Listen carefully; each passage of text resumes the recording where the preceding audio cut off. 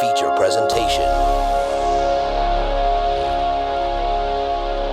Hey, and welcome to No Flicks Given, the podcast where we still don't have a catchphrase, and we probably never will at this point. That's just our honestly. catchphrase We now. don't need one. Yeah. We don't need one. We don't need one. We're better than that. We have whole phrases. So I'm Frank, joined by Matt, Peter, and Connor. We're here to talk about... I'm so nervous. Well, I don't know what the movie is we're going to talk about.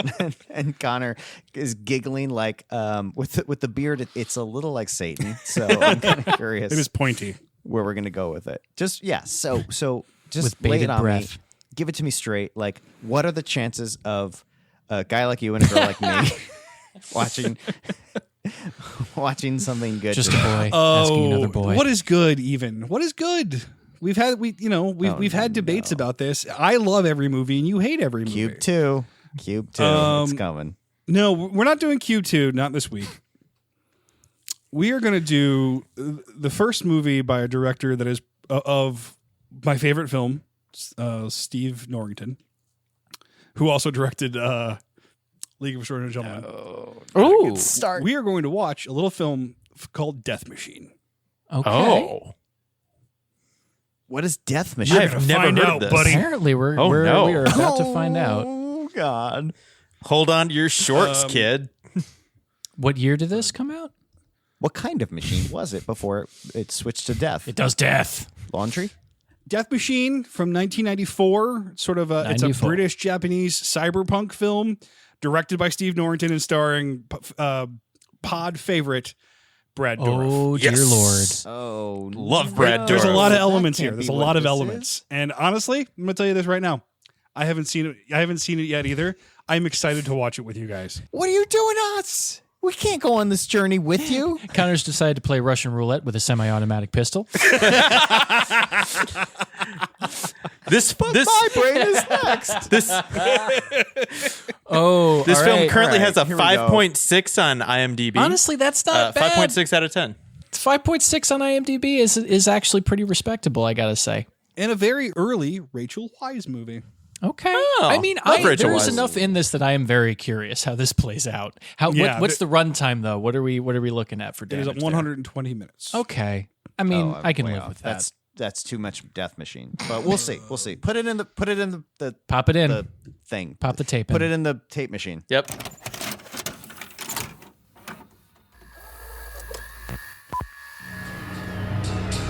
Chank Industries, designers of the world's most advanced defense systems. I understand the deep emotional reactions to allegations of illegal projects. A corporation on the brink of disaster. The Hard Man Project just doesn't work. And might understand that those demonstrators outside might actually have a point. I want every suspect project shut down. Now, from the hands of a madman, What's it like to feel stark terror? an unstoppable weapon has been unleashed. How are you gonna avoid being eaten alive?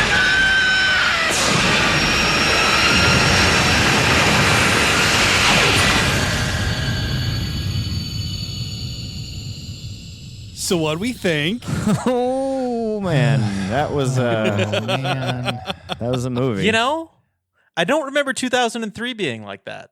did they say the year? I thought they just said near future, but It just says near future. I read somewhere that it takes place in 2003. I think maybe if you watch the director's cut, it says more specific. Which director's cut, Connor? There's 6 of them. I know. I'm interested to see which versions we all watched because there's dozens of them apparently. So I watched it and was trying to figure it out. I was like, oh, okay, it's free on Roku. Great. So I click on it. It starts playing, and I'm seeing this very poorly pan and scanned 4:3 standard def thing, and I'm going, oh, this has to just be the cut that Roku got. This can't possibly be whatever. So I go to Amazon. Amazon shows me that it's only in standard def, but I'm figuring they have to have at least the full like non-TV version. So I dropped the $4 to rent it, and lo and behold, it was the exact same cut. during this whole process, I'm thinking, oh God, I'm watching this severely like TV truncated version of the movie that we're supposed to be watching. So I start doing research and I find out how many different versions of this stupid film there are and how many, like the German cut is truly the version that Stephen Norrington enjoys, but you can't find it here unless you get the, Region 2 DVD that was printed in 2003. And like, it's this whole like, Russian nested doll, like, 3-card Monty thing of trying to find the actual version of the film that Stephen Norrington intended people to watch. You know what I found about 45 minutes ago? Oh God, what? The full director's cut in HD on YouTube. Oh no. Oh wow! Wait, we all gave money to Amazon for no reason? How long is the director? Like what? Like how long was the runtime of your versions? So the director's cut's a 2-hour movie. That's what I watched. 20 minutes longer. And the version that is on YouTube, that is on like Amazon and Roku and Vudu, is an hour and a half. I saw the 2-hour version. Did everybody else? Where did you see the 2-hour version? On places. Okay. So what was wild to me about this and what I was expecting from this movie is that it was banned in a bunch of places. Yeah. And I was expecting like a lot more for the ban. Like, I think you could get most of this on TV right now, and I've definitely seen worse on HBO. Because I'm pretty sure that we're watching the watered down version of that film. Did you see the hour and a half long version or the 2-hour version? I saw whatever version Amazon has to rent. Hour and a half. So that's the watered down, cut down version. They had to cut it down for the MPAA first, and then they had to cut it down further to get distribution in other less free places. Wait, real quick. Did I see that?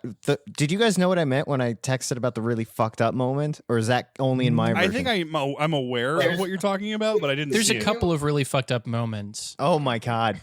There's an entire plot that's excised from the version that we saw. I will say, I think I liked this movie.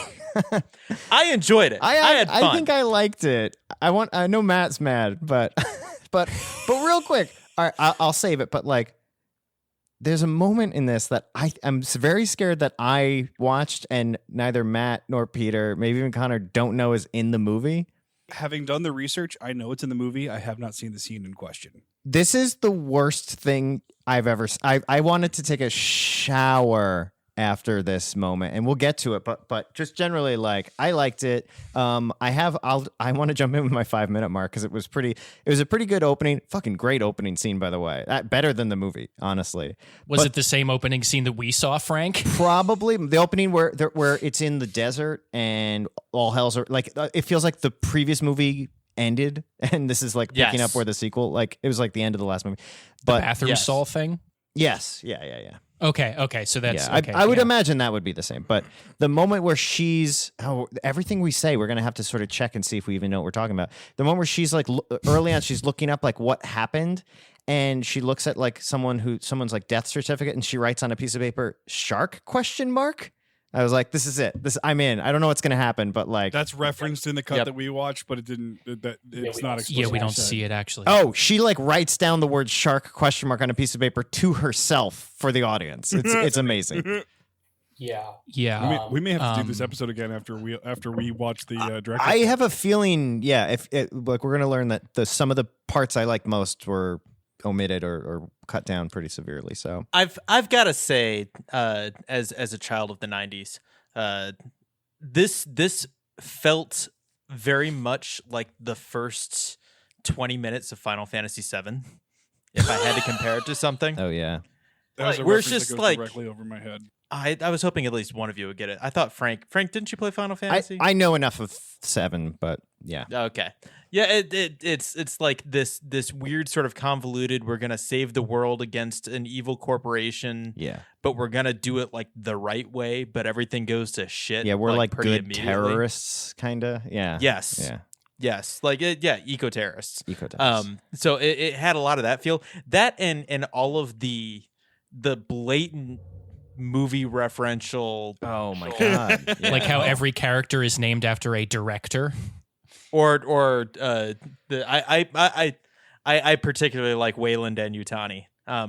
Trivia: yeah. Steve Norrington's first movie that he worked on in Hollywood was Alien. Oh shit! So the director Stephen Norrington, I guess it's worth getting into this Yeah. now. So the director of this film is named Stephen Norrington. He went on to direct Blade in 1998. And only 2 other movies after that. Yeah. Well, he's done like he's done some like indie stuff that wasn't released. Like he's done stuff that's been on the festival circuit. But the only other like wide release movie he went on to direct was League of Extraordinary Gentlemen, and he had such a terrible time directing specifically Sean Connery, he quit movies altogether. Which is funny because so did Sean Connery. Like they both.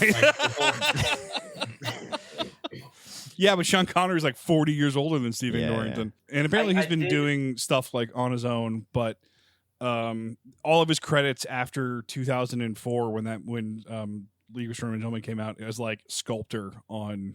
In like art department of various sci-fi films. So like David Fincher, he sort of was like a special effects guy that sort of worked his way up. He had done a couple of like smaller projects beforehand and then wrote and directed this movie. I'm not sure how that happened. It's not very well documented. Mm-hmm. But the reason I picked this movie in particular is because it's the only Stephen Norrington movie I haven't seen. You hadn't seen this when you picked it. Nope. Sort of like Peter, I'm using this show as an excuse to watch movies that I've always wanted to see and haven't gotten around to yet, except they're not like the classics, most important films ever made. And as I've mentioned before, Blade is like the reason that I like am pursuing filmmaking as a career right now. Like it's one of my favorite. It's like that and Ghostbusters are like 2 of my favorite movies from childhood that I find incredibly inspirational. So I wanted to go back and see sort of like what baby Stephen Norrington had to offer the world. I don't think this is going to be a one where a lot of people are going to have watched it before they listen to this. So we might need to treat this episode as if we have to explain what we're talking about. Like what the plot of this movie is basically like futuristic, stuck in a high rise with a crazy Terminator robot trying to kill you. It's cyberpunk Die Hard. Yeah, it's cyberpunk Die Hard. Yeah. Eventually it gets there. It's what if Die Hard and Terminator and Alien and RoboCop and Blade Runner. A Yeah. lot of Blade Runner. All at once at the same time. One of my notes, Blade Runner, this not movie Blade. refuses to admit it's not Blade Runner. That was for the first like act of this movie. The headquarters of the vaguely racist sounding arms manufacturers Shank is ripped straight out of Blade Runner. It's like the Weyland Yutani building. Yeah. Writ small. Not Weyland Yutani. What's the one in Blade Runner? Tyrell. Tyrell. So the plot is there is this corporation in the future. It's going to sound like I'm doing a hodgepodge of other sci-fi movies, but there's this corporation in the future that is basically Weyland Yutani, Tyrell Corporation. They just do bad shit with people and machines. Like that's just their thing. With terrible names. The project specifically for their Super Soldier program is called Hard Man. Yeah. And the phrase Hard Man is said like 3 times in a row in a boardroom with completely straight faces. And all I keep thinking is, Hard Man. Because they're having so much trouble making the men hard, Peter, okay? They've been struggling for years. They don't feel. Here's the secret of this movie that I didn't figure out until like the last third. This movie is a comedy. It is a comedy, right? I wanted to talk about that. I think it's a comedy. I think it's a spoof. Movie is a comedy for sci-fi nerds. Which makes me want to almost rewatch it because like I did not admit to myself that it was aware of its own funniness until pretty late into it. And I think it's one of those things where it's like a very specific and I'm not trying to give it too much credit because it's still very rough around the edges, but like it is a little bit of that Verhoeven sort of like never totally winking at you thing. It aspires to Verhoeven. I'm going to tell you the moment that I realized it was a comedy, and I want to see how the 3 of you react. When Yutani, the guy with the Japanese flag tattoo, has this moment to escape, and he turns around and bonks his head on the ceiling. Is that what happened? I looked away from the screen and he was down, so I was like, did not know what that was. Mine actually happened way earlier. I was going to say, isn't that like an hour and change into the movie? Yeah, it's pretty late. Mine happened. So to continue Frank's sort of narration of the story. So we have this evil organization.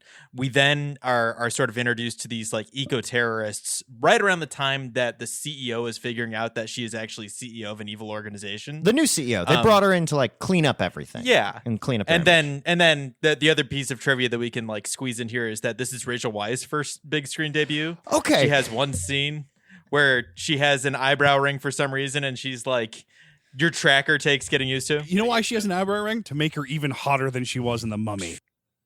Don't give me that face, Frank. Don't give me that face. I'm just trying. I'm just going to bring it back to Hard Man, but I feel like we'll have plenty of opportunities. But I thought she was. Did everyone else think she was going to continue to appear? Because there was the weird. All right, hold on. Let me if I may, just give me a moment to get through just the rough plot, and then when we start to say other things, we can lay it in. So, first of all, pretty much everyone's a piece of shit in this movie to begin with, and I did not know who to root for or anything like that. But CEO woman comes in, she's going to clean up their image. She starts to realize that there is this crazy genius guy in the building that is like he's their golden goose. He's making all the worst, craziest things to the point where he's like basically so smart that everyone else in the corporation is afraid of him. He designs a death machine, which is basically just Kane from RoboCop 2. That is. I described it in my notes as a dinosaur made out of knives. It's a dinosaur. Yes, it's basically a dinosaur made out of knives. He unleashes it on this woman in the middle of the night and some of the other people in the building, including some eco-terrorists. They're coincidentally there to sabotage the building. And this ragtag group is like literally it's Die Hard. They're trapped in this high rise with no one else in the building and this crazy machine like a Terminator thing just hunting them down, and it's literally just like them trying to survive the night with this thing. That's the movie. Yes. And Rachel Weisz is in a moment of it, and it's early on enough where I'm like, oh, she's a character, but that was she's in one shot maybe. Yeah, you also have to remember it's 1994, so like it's sure. It's also produced in Britain. It's a British movie. Okay. Yeah. Stephen Norrington is British, and this movie was made in Britain. I didn't know anything about this. I knew you said the words Deathmachine, and I clicked on the one. There were two online, and I clicked on the one from the 90s, not the 70s, just trusting that was what you meant. I put it on and quickly realized it must be, and literally learned everything about this movie as like I didn't even read that like snippet that they say when you click the thing. So like when I learned Brad Dourif was in this movie when his name comes up in those awesome opening credits, which Brad Dourif, they're very cool. Brad Dourif is out of his mind in this. I have a theory that he's it's a Bowfinger scenario where he doesn't actually know he's in the movie and they just filmed, but he's in almost a different movie. He always shows up. Later this year, in 1994, I believe he would go on to do Beyond the Sea on X-Files, in which he does a better version of Hannibal. Nobody talks to anybody until I get a deal. Don't underestimate my fear of dying, and don't downplay my terror going back to that chair. And he was already Chucky by this point. He was already Chucky at this point. Okay. And he had already been in Dune. Yep, he was part of the Fries. Yeah. Oh man, Brad. He was in Dune 10 years prior. Yeah. But that's and crazy. then and he was 2 years removed from being in Star Trek Voyager. There we go. Yes, I knew he was. Is he? All right, hold on. I had this idea. Does he have really bushy eyebrows in Star Trek? In Dune. Oh, maybe in that's Dune. He has very bushy eyebrows, I and then he had to shave them off for Lord of the Rings. He is pretty great in that. He's legitimately terrifying for probably the first half of the movie. Then he kind of vanishes when the monster shows up. Yeah, and that's when stuff gets cut out. Well, I guess for our version, that's when a lot of stuff gets cut out. For your version, that's when less stuff gets cut out. I keep thinking about the scene I want to talk about, and there's a lump in my throat, and I'm going to try to wait because it has to be late. So I want to tearing get up. back to the two moments where I was convinced that this was a comedy. Oh, right. The first is when we're introduced to the eco-terrorists. We're introduced to them with the most ridiculous joints that I've ever seen in my life. Oh fuck! I forgot about that. That was awesome. I have in my notes, did Seth Rogen roll these joints from Pineapple Express? Because Yes. one is like a root system of joints, and the other one is like a baseball bat. The thick, other one like, I joint. describe as like what if a cartoon bird was to smoke a cigar. That's what it would look like. Yes, It was just this giant. Yeah. I had the Morning Star, like you know those like in like when like knights have maces with spikes on them. Yes. It was like a Morning Star joint. Yeah. Exactly. The other moment I had where I was like, "There's no way that they don't know what they're doing," was when at one point somebody has a leg wound. It's right after the elevator scene, and a guy literally reaches into his pants and attempts to pull out his underwear and fails, and then rips it out again. Oh God, yes. and then like ties up his wound, and I'm like, "There's no way that's sanitary," and that's just a ridiculous. That thing character to is do. always a joke character. Whenever he's on screen, the movie is just a pure comedy. You Yeah. know Yeah. who the third eco-terrorist is? Carl's brother, isn't it? It's Carl's brother from Die Hard. Carl's brother. I knew it. I wanted to ask about that. Do you know who like the executive is that dies in the elevator? Oh, Porkins. Yeah, William Hootkins.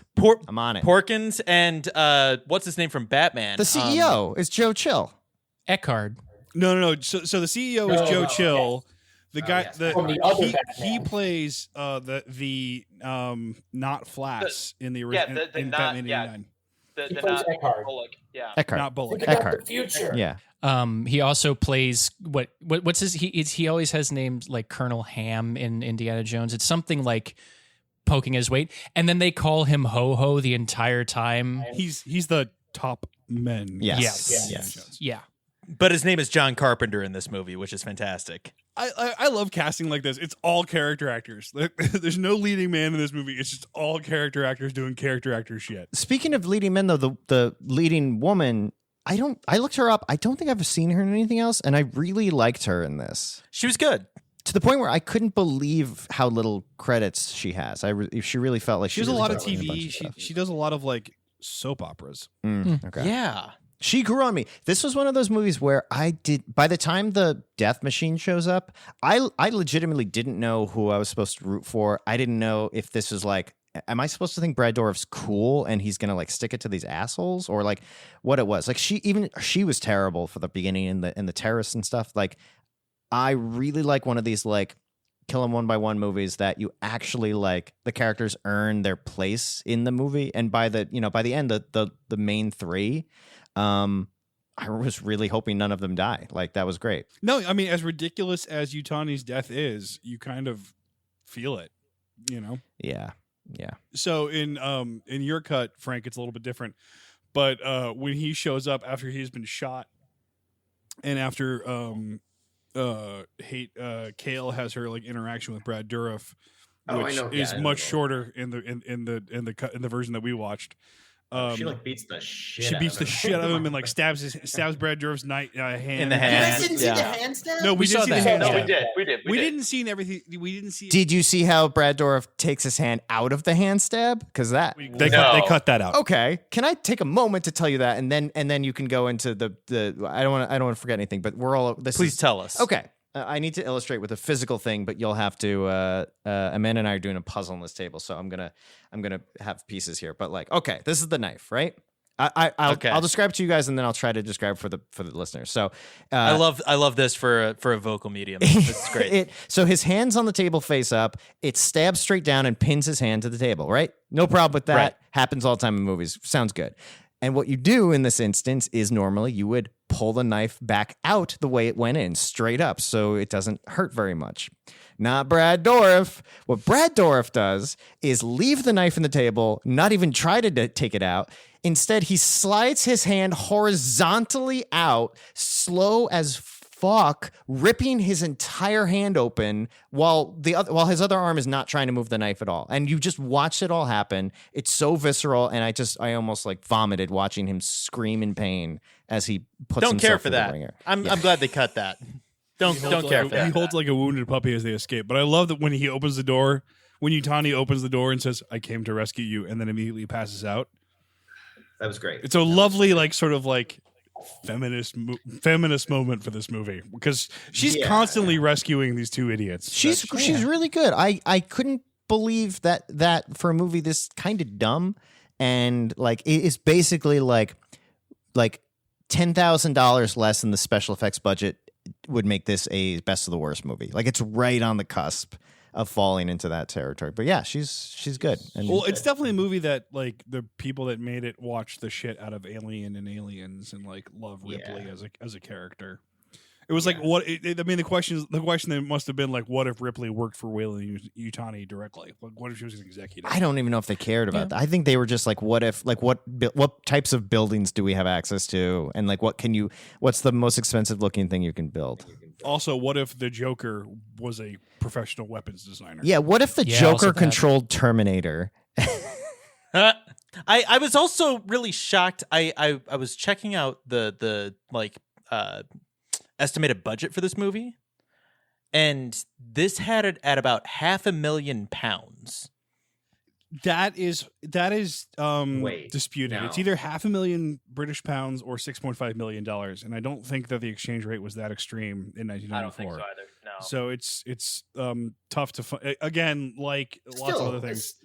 Sub 10 million for this is pretty amazing. Yeah, well, I mean that's what happens when you hire an effects guy to, be the director. What did we think of the Machine of Death, the War Beast? What did we think of it, Matt? I want to hear from Matt because Matt's stabbing himself in the thigh right now. I think I liked it more when they were doing the Jaws approach and didn't show us the whole thing all of the time towards the end. Yeah.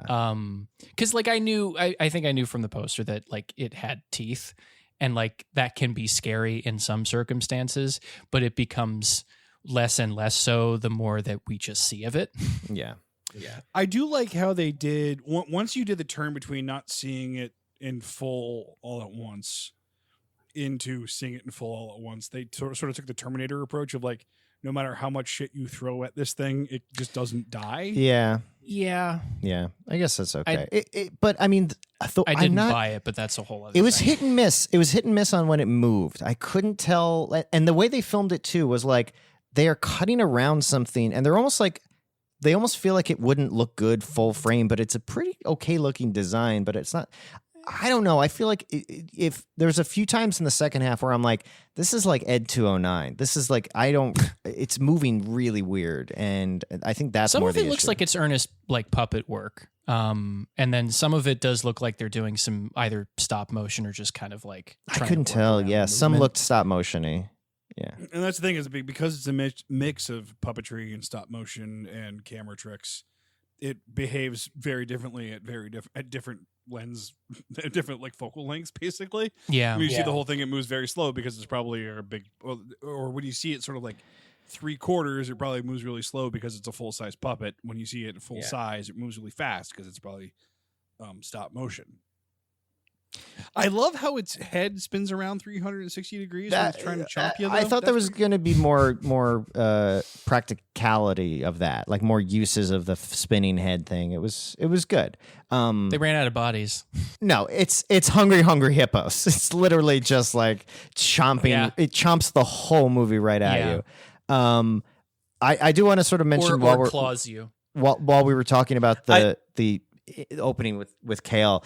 This movie has one of my favorite punches of all time in it. I don't know if that was in your cut, but when she's walking through the crowd of like protesters and she's walking, it's like her first day of work and someone just decks her so directly in the face at she full gets strain. completely sucker punched. It was great. It was great. It could have been a cool, like, I could learn about this character moment if you show her like a CEO like not caring as much about that, and you're like, oh, person's a little different. But no, it's just a good punch to a character at that point where you're like, I don't know if I'm supposed to care about you or what you are in this movie. Well, she does also say like, I want to talk. Like, it's not to the person that punches her, but she's like, I want to talk to you about this thing that we're disagreeing on. Yeah. Well, she's the leak. She's the one who released all the. But that's before that. dirt. Yeah. At that point, you don't know who she is or what. That is also very truncated in the version that we watched. Yeah. Where she just sort of like walks into that meeting with Joe Chill. Oh, that's a long meeting. That's like a big. Yeah. I don't know how you. I think the version. All the stuff you're talking about. I think the longer version helps the movie a lot. Oh, I am almost certain that is the case. And I tried for a solid hour to try to find like the director's cut version to no avail before I just sort of. I can't believe it was on fucking YouTube. I know. I was so mad. Connor should have to Venmo. Listener, I'm gonna have to $4 rewatch it for sure. So dear listener, go find this on YouTube. Because we do not advocate giving Amazon your money if you don't have to. Yeah. And also know that the character that we're referring to, his name in the movie is Scott Ridley. Yeah. Yes. But honestly, if you're not going to go do that, just watch the trailer, and I think all of the pieces we're talking, because it's a very obvious thing. There's one other thing, and I know we're talking about Weyland-Yutani and Tyrell and all these other sort of like post-apocalyptic kind of like evil corporations that Shank is. Can I say that on here? It sounds like it's. I don't know if we can say it, but that is the name of the company with 2 A's for some reason. But do you know what movie company it's most, to me, it was most similar to? Disney? It is an evil version. I wrote this in my notes. An evil version of Zelensky Labs from Honey, We Shrunk Ourselves.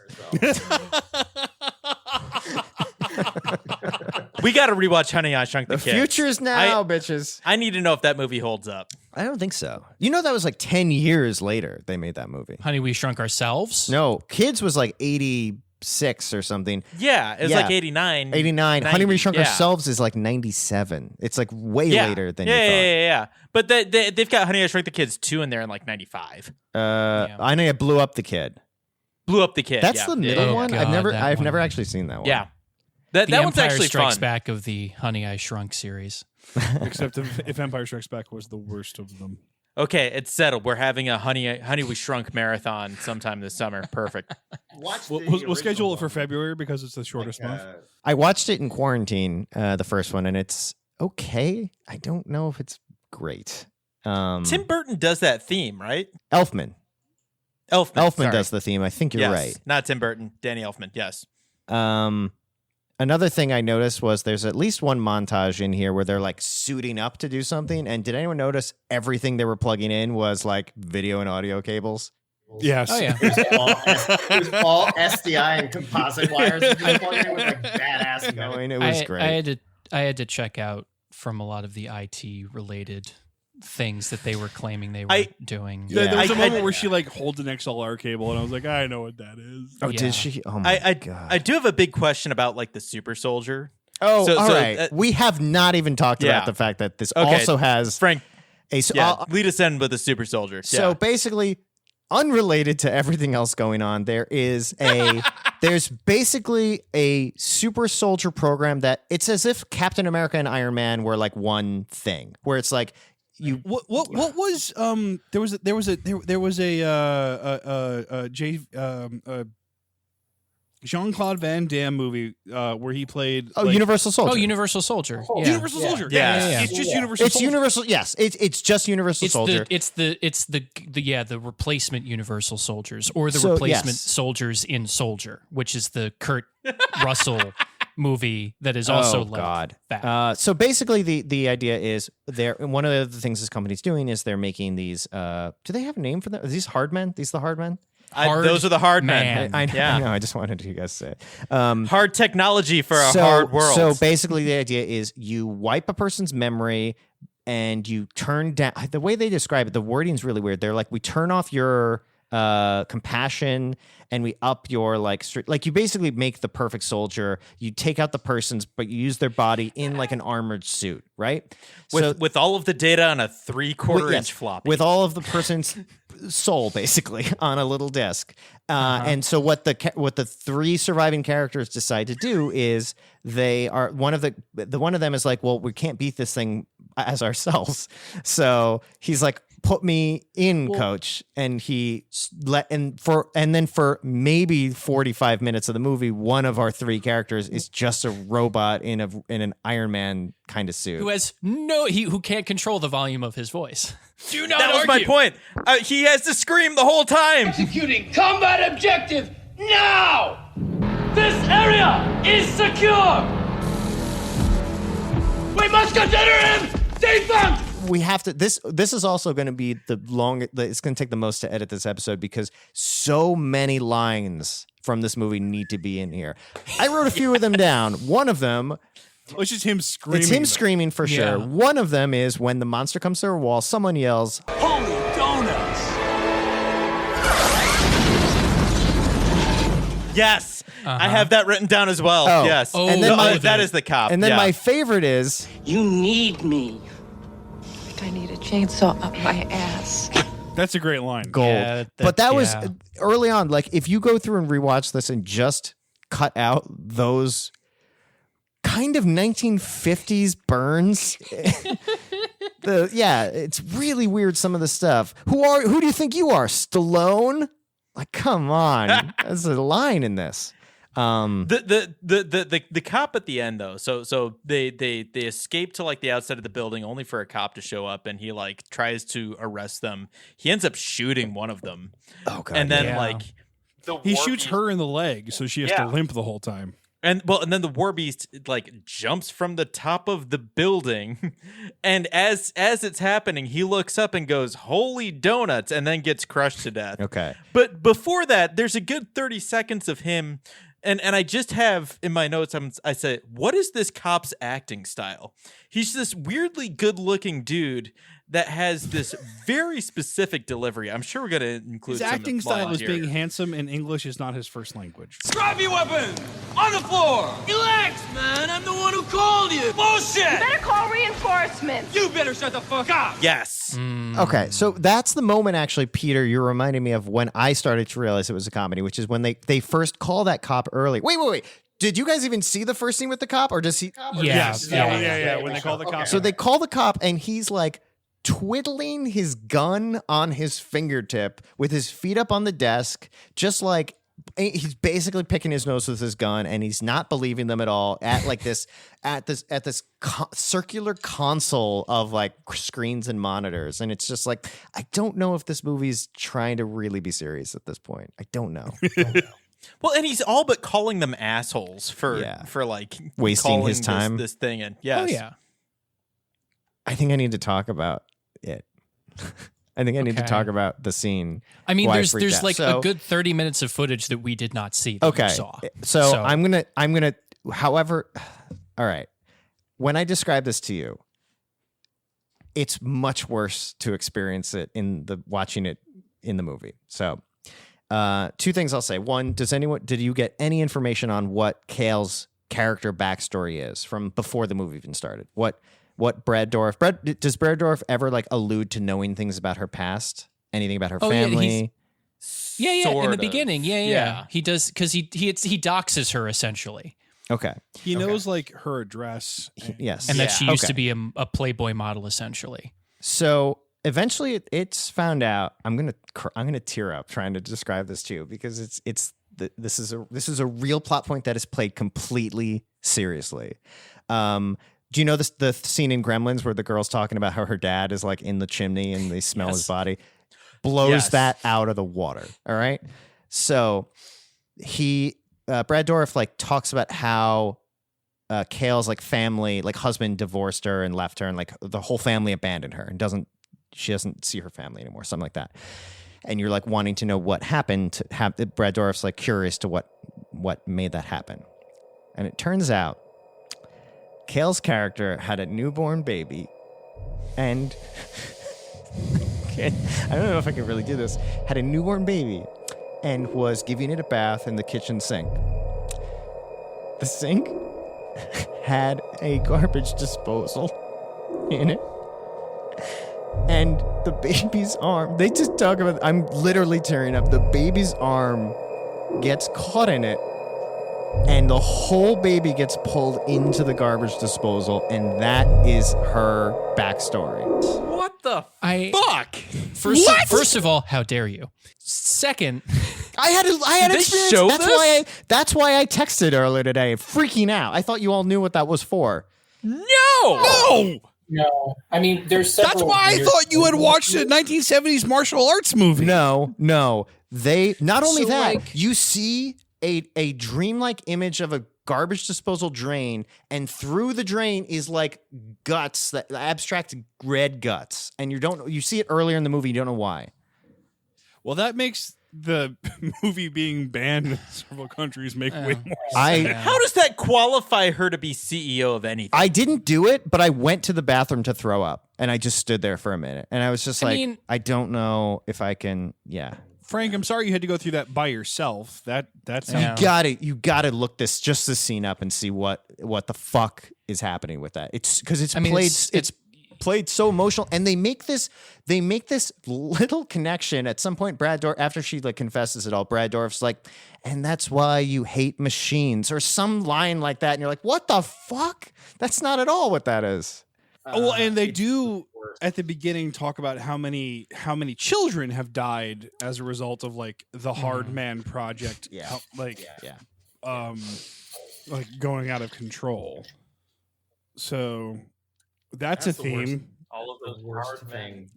And one of the things that she the says hard men were just too much in the director's cut that she doesn't say in the cut that we watched was for the children before she turns off the button. But honestly, even in the version I saw, that line was like, I don't know why you're saying that right now. So that's what happened to Kale, and that's why Kale's is the way she is.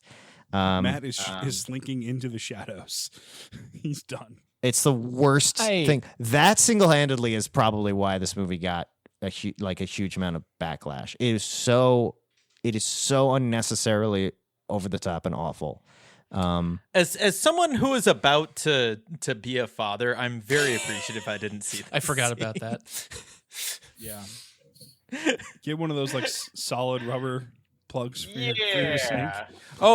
We've got that, and you buy a thing that goes in the sink that the baby goes into. Also, yes. The garbage disposal has a switch. So what happened there? With tears in her eyes, she says she didn't hear it. She couldn't hear the sound. And then they go on to describe how it was first the arm and then the rest of it. And it is the most offensive, awful thing I can imagine being on screen. Well, in this alternate future, they did design the silent garbage disposal.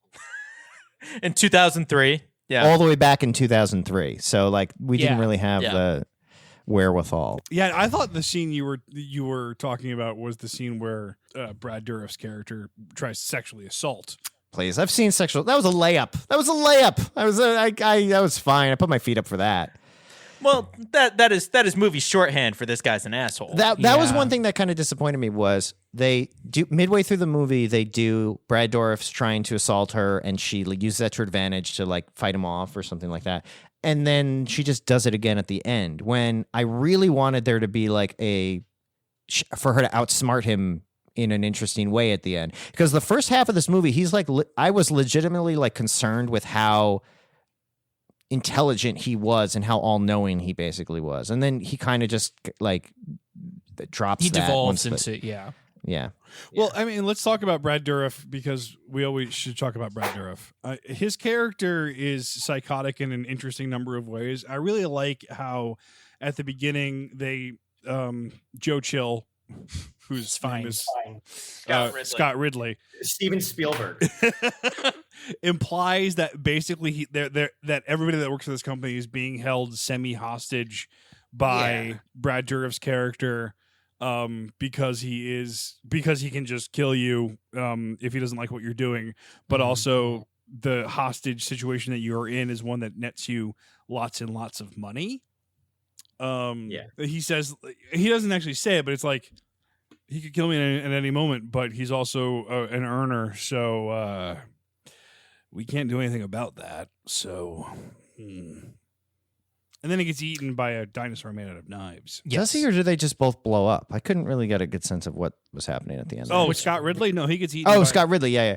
In a very scary scene that, in my version, I'd imagine it's the same, but just cut down. Like, there were a bunch of scenes in this that just, like, were good and done well, and then they just kept going and nothing was happening. Like, the Deathmachine chasing Scott Ridley down in the halls, oh my God, they reuse shot after shot after shot. And to the point where it's like, okay, I can see it's POV. 2 hours that way, 2 hours that way, 2 hours going straight. And like, I've seen that shot before. Like, I get it. Like, it's a good scene, but it just like overstays its welcome with a lot of the scenes. The thing where the war beast is busting through the walls to chase after him, though, is great. And it's pretty good. There's enough good shots of the war beast, which I'm going to call it the death machine. I don't want to say war beast. Well, that it's generally pretty effective.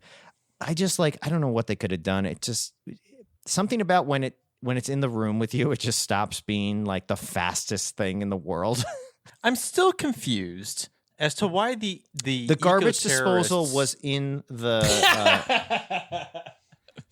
Wait, what are you confused by? I'm still confused why the eco-terrorists decided that it was like ethical of them to come into the building having guns with blanks, and then quickly shifted away from that. They weren't going to kill anybody. Yeah, the plan wasn't to hurt anybody. It was just to get in there and destroy as much intellectual property. They were the money, Tyler apparently. Durdening. But they pretty quickly abandoned that. Yeah, I mean, once you start getting chased by a literal death machine, I would imagine that some of my morals start going out the window too. So I can't necessarily blame them for that. Which, not that they knew that there was a death machine waiting for them, but yeah. Also, when Scientist Joker has like 8 guns on him, it's like, oh, maybe this is a self-defense situation. Another scene that just kept going. Like it stopped being funny and then it got funny again and it stopped being funny. This is also one thing. Tell me if this is in your version. One of the first guns they pull out of Brad Dourif has a red marking on the barrel of it. And they put it down on the table in a way where I was like, okay, that was weird that I like saw a specific difference about this gun. And I'm like, okay, whatever. And then later, that's the gun that Porkins picks up. And he's like, I'm the one with the real gun. And he holds it to show me the red symbol. And I'm like, okay, something's weird with this gun. And then nothing. It's just a normal gun. I didn't understand. Do you remember that at all? Or am I just, I didn't. Yeah. Something is definitely there. They definitely watch it again, and you'll see when they put it on the table. You'll see when he shows you the gun. The movie's clearly trying to remind you this is the same weapon. So I don't know if there's a longer version somewhere with something else cut out. It shoots out a little flag that says "bang" on it. I thought it was going to be like a sabotage thing, like it was going to blow up in his face. Since I've referred to Brad Dourif several times as the Joker. Did we miss out on having Brad Dourif play the Joker? I think that would have been fine. It would have been an easy casting. I think it would have been good. I don't know. It's the same way that Barry Keoghan, whatever his name is, the new one now. I'm like, that's fine. He's good. Like, it's nothing amazing. He would have been really good had there been off of the back of the Tim Burton Batman, the '89 Batman. Yeah. If instead of them making Batman the animated series, if they had made basically that but live action, Brad Dourif would have been the perfect TV Joker. Yeah, I think he would have been good too. He would have been just a solid casting. It would have just delivered what I would expect from it, I think. I think if The Dark Knight happens 10 years before it does, Brad Dourif is your Joker, because that's the tone and the style that, like, his performance in this movie very much reminds me of Heath Ledger's interpretation of the Joker. I mean, that would have been 98, and we're still living in Batman Forever. Did you? Yeah. Oh, in 94? Yeah, Batman Forever hasn't even come out yet, so we haven't gone full. Well, no, 10 years before 2008 for Dark Knight. Oh, okay. Yeah, that's true. Like, there was enough reference material at that point that if they decided to do like dark and gritty Batman instead of Joel Schumacher Batman. If you give if in 98 you give Batman to David Fincher, then you guys are really pretzeling the 90s to try to fit Brad Dourif's Joker in. Here's where it comes in. If in like 2004 HBO decides that they want to do like a miniseries of The Killing Joke, there's your Joker. Sure. Yeah. Except in 2004, I don't think. Well, I mean, and that's part of the problem is like Brad Dourif really codified so much of like what movie sociopaths are because of his acting in the 80s and 90s that like if they had the timing wouldn't have worked out as far as like Batman movies go. He was also recording Lord of the Rings and.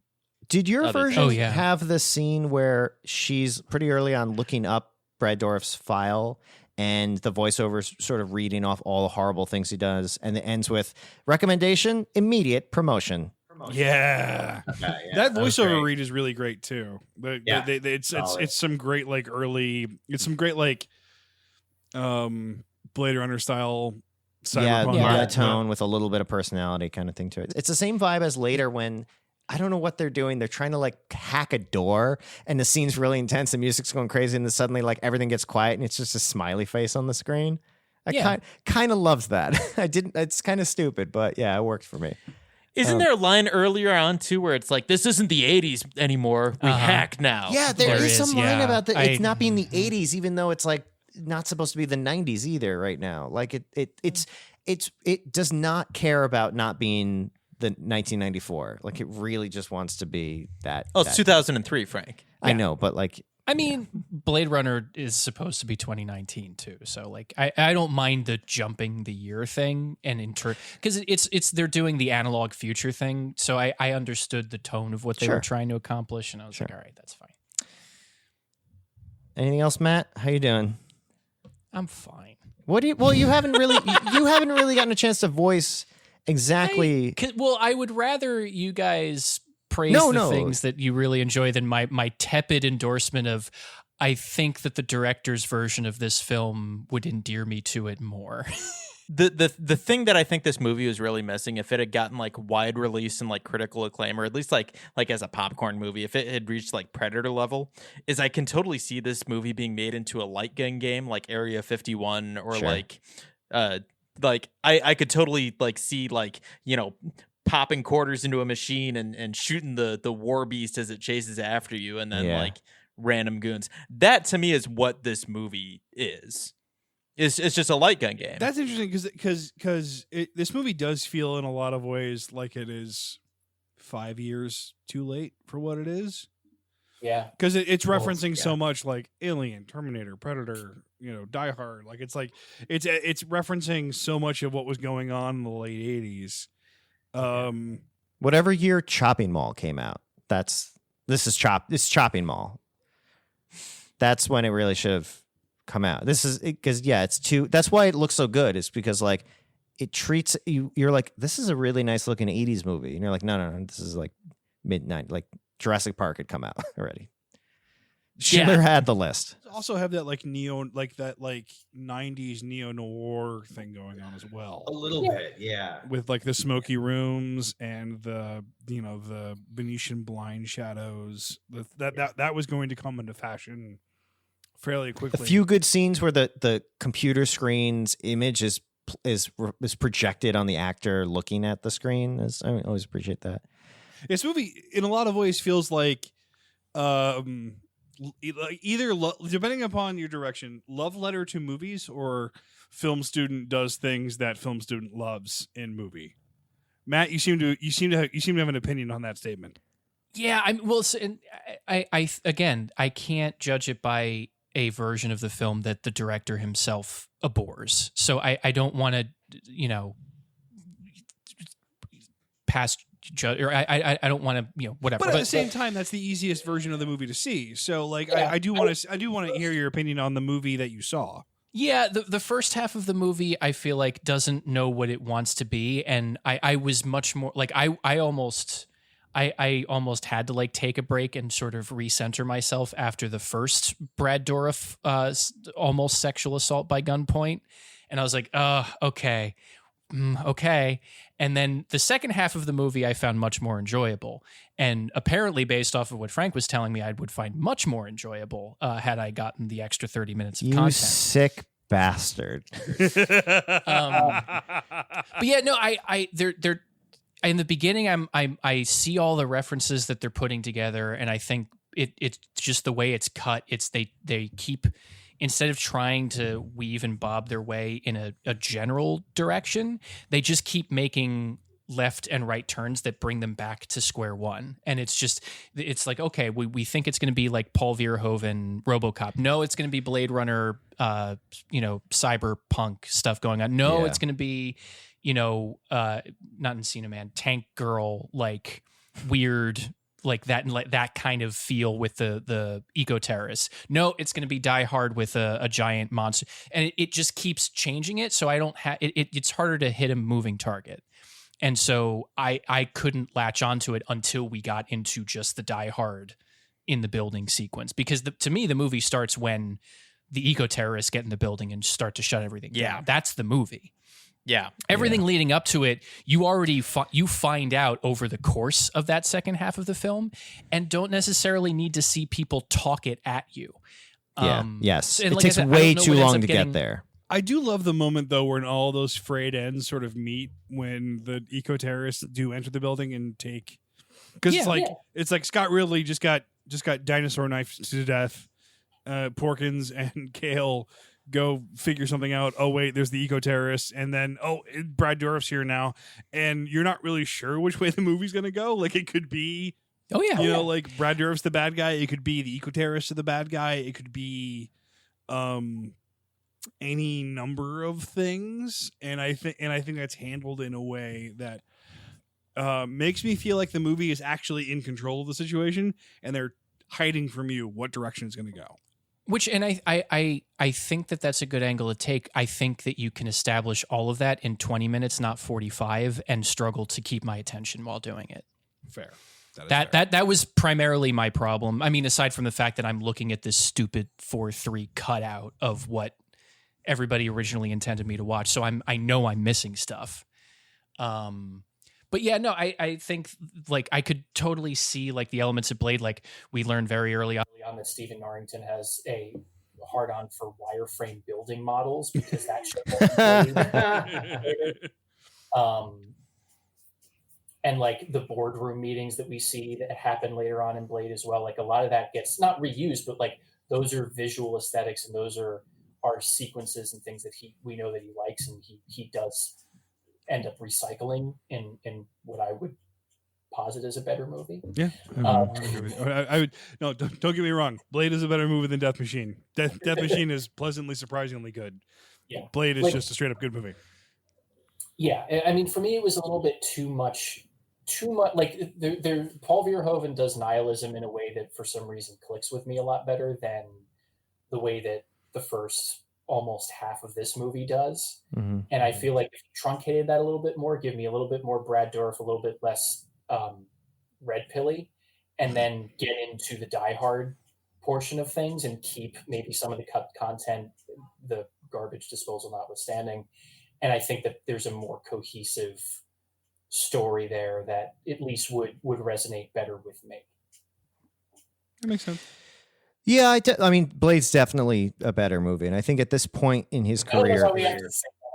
No, I know. Well, it's just the fact that like when he's making this movie, it's just like it just feels like he's trying to ice skate uphill, and that's something that like some motherfuckers always try to do that, and that's wrong. That's bad. You can't do that. I'm quitting this podcast now. I'm done. We're only 5-6 episodes in. I'm out. I'm done. Oh man. And it's definitely like Stephen Norrington definitely got hired to do this for Blade. I did see a piece of trivia that said explicitly that he was selected based on this movie for Blade. So yeah, that's pretty cool. I got one across the board thing. This goes back to Event Horizon. Every single movie that Paul W.S. Anderson has directed, I would prefer Stephen Norrington had directed. I'll say that. That is fair. That is the smartest thing you've ever said. That is the smartest thing you've ever said, Frank.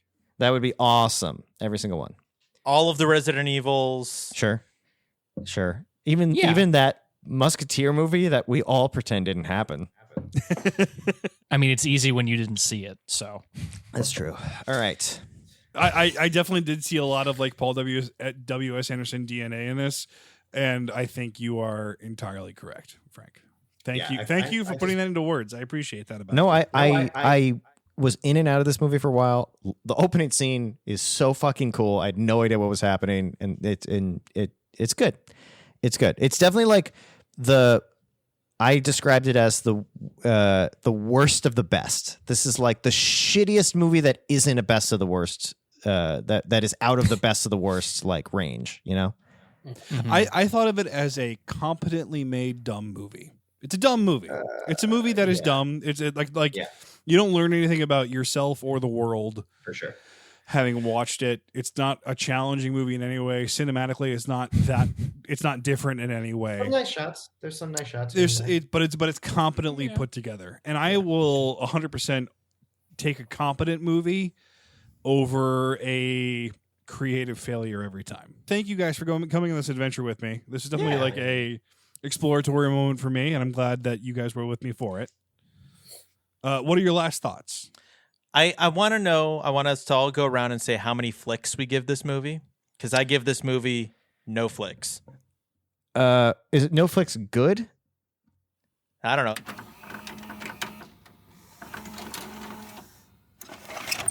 Thank you for listening. If you enjoyed the show, remember to like and subscribe. Follow us on Instagram at NoFlicksGivenPodcast. See you next time.